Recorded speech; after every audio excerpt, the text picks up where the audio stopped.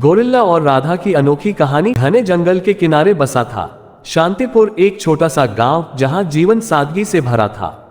कच्चे घर, मिट्टी की सड़कें और चारों ओर हरियाली थी, लेकिन इस हरियाली के बीच छुपा था एक रहस्य, एक डरावना जंगल। गांव में कई कहानियां प्रचलित थीं। कुछ कहते कि जंगल में भूत रहते हैं, तो कुछ का मानना था कि वहां जंगली जानवरों ने कई गांव वालों को मार डाला। गांव का मुखिया पंचू काका इन कहानियों को और बड़ा चढ़ाकर सुनाता, ताकि कोई भी जंगल की ओर न जाए। जो जंगल में गया वो कभी वापस नहीं आया। ये वाक्य गांव में हर बच्चे को याद था, लेकिन राधा अलग थी। 18 साल की यह लड़की बाकी लड़कियों से अलग सोचती थी। जहां दूसरी लड़कियां घर के कामों में लगी रहती, वहीं राधा घंटों जंगल को निहारती रहती। उसकी माँ उसे बार बार समझाती, ज्यादा सवाल मत किया कर, लड़कियों को सोचने की जरूरत नहीं होती, लेकिन राधा मानने वालों में से नहीं थी। जंगल की पहली यात्रा। राधा को हमेशा महसूस होता कि जंगल उसे अपनी ओर खींच रहा है। एक दिन उसने अपनी सहेली मीना से कहा, मैं जंगल जाऊंगी, ये देखने की वहां सच में भूत है या नहीं। मीना डर गई, पागल मत बन, पंचू काका ने कहा है कि वहां मौत है। लेकिन राधा मुस्कुराई, डर सिर्फ मन का भ्रम है, मैं सच जानना चाहती हूँ। अगली सुबह राधा ने अपनी टोकरी में रोटी, पानी और कुछ जड़ी बूटियां रखी और चुपचाप घर से निकल गई। जैसे ही उसने जंगल में कदम रखा, एक अजीब सी गंध महसूस हुई, गीली मिट्टी और पत्तों की गंध। ऊंचे ऊंचे पेड़ों के कारण सूरज की रोशनी मुश्किल से अंदर आ रही थी। हर दिशा से अजीब अजीब आवाजें आ रही थीं। चलते चलते राधा को एक झाड़ी से सरसराने की आवाज सुनाई दी।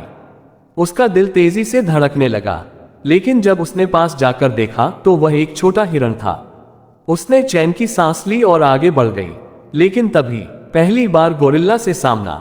राधा ने झाड़ियों में फिर से हलचल सुनी। इस बार आवाज भारी थी। उसने घबराकर झाड़ियों में झांका, एक बड़ा ताकतवर गोरिल्ला उसकी ओर देख रहा था। करीब 6 फीट लंबा, काले बालों से ढका, चमकती आंखों वाला ये गोरिल्ला किसी दैत्य जैसा दिखता था। राधा डर के मारे पीछे हट गई, लेकिन तभी उसने देखा गोरिल्ला के पैर से खून बह रहा था। शायद वह किसी शिकारी के जाल में फंसकर घायल हुआ था। गोरिल्ला ने दर्द से कराहते हुए राधा की ओर देखा। उसकी आंखों में मासूमियत थी। राधा के अंदर दया उमड़ आई। उसने अपनी टोकरी से जड़ी बूटियां निकाली और धीरे धीरे गोरिल्ला के पास पहुंची। गोरिल्ला ने गुर्राया, लेकिन फिर शांत हो गया। उसने राधा को चोट नहीं पहुंचाई। राधा ने उसके घाव पर जड़ी बूटी लगाई और पट्टी बांध दी। फिर उसने अपनी टोकरी से रोटी निकाली और गोरिल्ला की ओर बढ़ाई। गोरिल्ला ने पहले रोटी को सूंघा, फिर खा लिया। तुम उतने डरावने नहीं हो जितना गांव वाले कहते हैं, राधा ने मुस्कुराकर कहा। गोरिल्ला ने उसकी आंखों में देखा।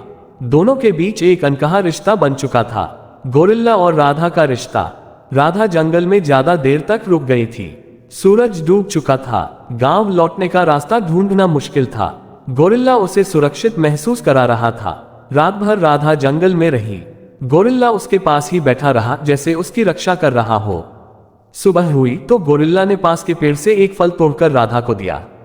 ये गोरिल्ला का अपनी दोस्ती जताने का पहला इशारा था। राधा ने महसूस किया कि गोरिल्ला सिर्फ एक जानवर नहीं था, वह बेहद समझदार और संवेदनशील था। अगले कुछ दिनों में गोरिल्ला ने उसे जंगल के कई रहस्य सिखाए। उसने दिखाया कि कौन से फल खाने योग्य हैं, कैसे खतरे से बचना है और कौन से जानवर खतरनाक हैं।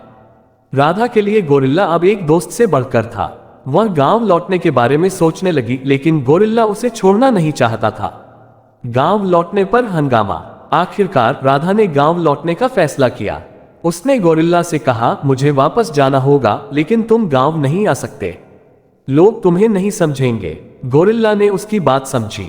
उसने राधा को जाते हुए देखा, लेकिन खुद जंगल में ही रुका रहा। जब राधा गांव लौटी तो सब उसे अजीब नजरों से देखने लगे। उसके माता पिता ने पूछा, तू जंगल में क्या करने गई थी? राधा ने बस इतना कहा, कुछ नहीं माँ, मैं ठीक हूं। लेकिन उसके चेहरे पर एक रहस्य साफ झलक रहा था। फिर एक दिन गांव में हड़कंप मच गया। कुछ बच्चों ने देखा कि एक विशाल गोरिल्ला जंगल से गांव की ओर बढ़ रहा था। आगे क्या होगा? क्या गांव वाले गोरिल्ला को मार डालेंगे? क्या राधा उसे बचा पाएगी? गोरिल्ला ने गांव की ओर आने का फैसला क्यों किया? जायका, आप क्या कहते हैं, क्या होगा? अगर आप जानना चाहते हैं, हमारी YouTube चैनल को सब्सक्राइब करिए। जो दोस्तों, आगे का कहानी भाग 2 में जारी।